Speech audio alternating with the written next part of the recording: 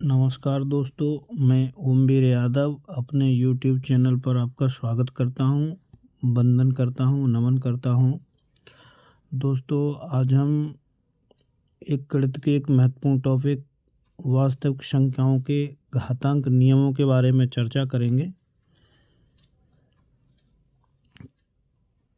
तो सबसे पहले इन 3 नियमों को देखेंगे जो कि अक्सर हम लोग परीक्षा में भूल जाते हैं। जब माइनस माइनस का गुणा होता है तो प्लस आता है, और जब प्लस और माइनस का गुणा होता है तो माइनस आता है, और जब प्लस प्लस का गुणा होता है तो प्लस आता है। घातांक कहते किसे हैं? जैसा कि नाम से ही स्पष्ट होता है कि घातांक मतलब घात मतलब ऊपर का अंक जो रहता है वो घातांक कहलाता है। किसी संख्या को उसी संख्या से जब बार बार गुणा किया जाता है तो उसे सरल एवं छोटे रूप में लिखना ही घातांक कहलाता है। जैसे 5 × 5 × 5 को 7 जगह लिखा गया है तो इसको 5⁻7 कह सकते हैं। यहाँ 5⁻7 में 5 आधार है और 7 घातांक है। उदाहरण नंबर 1 देखिए, -3 × -3 तो ये प्लस हुआ, गुणा -3 × -3 ये प्लस हुआ, गुणा 7 × 7 को घातांक रूप में लिखना है तो ये माइनस माइनस सब 4 बार माइनस माइनस है तो 2 का गुणा करेंगे तो प्लस आएगा। तो इसको इसमें लिखा है -3⁴ गुणा 7⁻3, लेकिन इसे प्लस भी कर सकते हैं क्योंकि 2 बार गुणा करेंगे तो इसका प्लस हो जाएगा। अगला उदाहरण देखिए, 128 को घातांक के रूप में लिखिए। तो 128 को घातांक के रूप में लिखने के लिए पहले हम गुणनखंड करते हैं। तो 128 इसको गुणनखंड के रूप में लिखेंगे तो 2 × 2 × 2 2⁻7। जब 7 का 2 का 7 बार आपस में गुणा करेंगे 2 का 2 में तो 128 आता है। जैसे 2 दूनी 4 दूनी 8 दूनी 16 दूनी 32 दूनी 64 दूनी 128। तो वैसे तो 7 जगह लिखना पड़ेगा 2 × 2 × 2, लेकिन संक्षिप्त रूप में इसे 2⁻7 भी लिख सकते हैं। इसी को घातांक कहते हैं। घातांक हल करने के नियम क्या हैं? देखिए, फर्स्ट नियम है, जब a⁻m गुणा a⁻n हो तो इसको गुणा में हमेशा घातें जुड़ती हैं, तो आधार समान है इसलिए घातांकों को गुणा में जोड़ देते हैं। एक घातांक को गुणा में जोड़ दिया गया है। जैसे 5⁻3 और गुणा 5⁻4 है तो ये अलग अलग घातें हैं लेकिन गुणा में घातें जुड़ जाती हैं। जब 5 × 5 × 5 3 जगह लिखेंगे, गुणा 5 × 5 × 4 जगह लिखेंगे तो टोटल 7 जगह हो जाएगा। तो दोनों को मिला के हम लोग 5⁻7 भी लिख सकते हैं। दूसरा नियम है a⁻m भागित में है a⁻n। जब कोई आधार समान हो और घात अलग अलग हों तो भाग देने पर क्या है, घात से भाग देने में घात में से घात घट जाती है। जैसे 2 × 2 × 2 3 जगह लिखा है और भागित है 2 × 2, इसको कह सकते हैं 2⁻3 बट्टे 2⁻2। तो जब इनसे ये काटेंगे तो ये घट जाएंगी, 3 में से 2 घात घटेंगी तो 1 बचेगी, मतलब 2⁻1 कह सकते हैं या 2 भी कह सकते हैं। तो कुल मिला के ये याद रखना है हमको कि गुणा में घातें जुड़ती हैं और भाग में घातें घटती हैं। इसमें देखिए 3⁻4 भागित 3, तो 3 पे कोई घात नहीं लिखी है लेकिन 3 पे 1 घात मानी जाएगी। तो अगले स्टेप में 3 पे 4 में से एक घात घटा देंगे तो 3 की घात 3 बचेगा। तीसरा नियम है, जब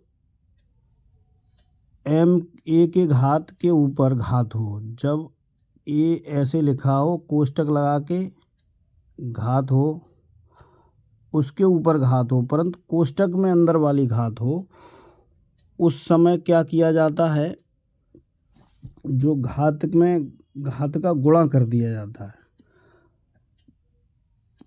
a घात लगा करके इसका कोष्टक में n करें तो ये समझिए कि ये जो घात जो कोष्टक लगा गया है उसको गुणा का चिन्ह समझें। तो ये याद रखने के लिए हम लोग ऐसे कर सकते हैं कि जब घात के घात बीच में कोष्टक वाला चिन्ह है तो ये गुणा में बदल सकते हैं। कहने का मतलब, जब घात के ऊपर घात हो और कोष्टक में बंद हो नीचे वाली घात, तो आपस में घातों का गुणा होता है। जैसे 2 की घात 3 कोष्टक लगा है 2, तो ये कोष्टक को समझो गुणा, तो बराबर 2 की घात पे जो है 3 गुणा 2 बराबर 6 हो जाएगा। ऐसे याद रखना है। और जब घात के ऊपर घात ही हो केवल और कोष्टक में बंद ना हो चौथे नियम में, तो फिर आधार को अलग करके केवल घातों के ऊपर ही कोष्टक बंद कर दिया जाता है। जैसे 2 की घात 2 घात 1 है, सॉरी घात 3 है, तो 2 को अलग रखेंगे आधार को, और घात के ऊपर घात पे नहीं था कोष्टक, तो उसे कोष्टक में बंद करके ऊपर का आपस में 2 गुणा 2 गुणा 2 3 जगह करेंगे तो 2 की घात 8 आ जाएगा, और फिर 2 को 8 बार गुणा करेंगे 256 आएगा।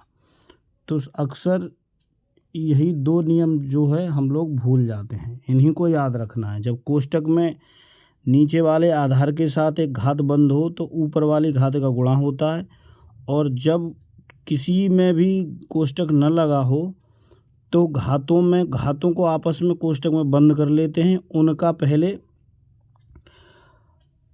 गुणा करते हैं। जितनी घात होती है और आधार होता है ऊपर वाली घातों में, उन्हीं का आपस में गुणा करके तब नीचे वाले आधार पर लाते हैं, और फिर उस आधार का गुणा करके जितनी बार घात होती है वो संख्या जो आती है वही हमारा हल प्राप्त होता है। 5वां नियम, a की घात m और गुणा b की घात m, जब आधार अलग अलग हो उस समय क्या करते हैं, दोनों आधारों को जोड़ते हैं। घात बराबर है परंतु आधार अलग है, तो क्या घातें बराबर हैं, जैसे 5 की घात 3 गुणा 4 की घात 3, तो आधार का गुणा करते हैं और ऊपर उतनी घात लगा देते हैं जितना दोनों में घात समान थी। 6वां नियम, a/b पे घात माइनस m बराबर b/a घात m।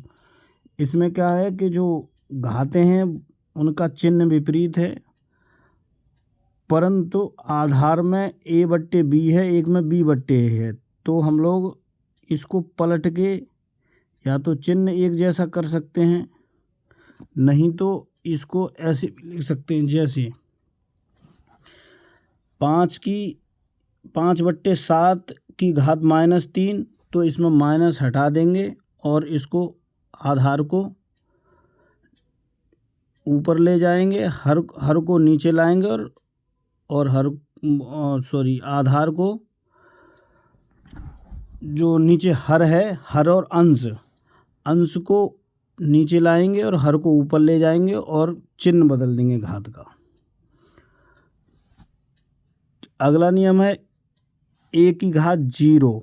अगर किसी संख्या की, चाहे अचर संख्या हो चाहे चर संख्या हो, अगर a की घात किसी भी संख्या की घात 0 लगा दी जाती है तो उसका हल हमेशा 1 आता है।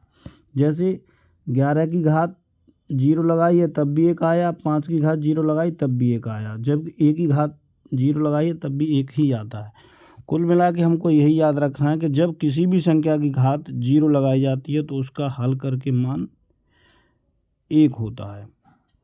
इसमें देखिए ये उदाहरण समझाए गए हैं। ये 2/5 अंश है 2, हर है 5 की घात 3 गुणा 15/8 गुणा 2। इनको देखिए 3 जगह लिखना है हमें इस संख्या को, इसको 2 जगह लिखना है और अंश और हर को आपस में काट देना है।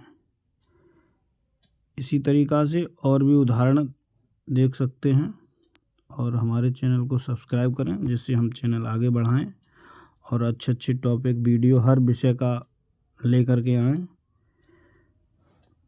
धन्यवाद।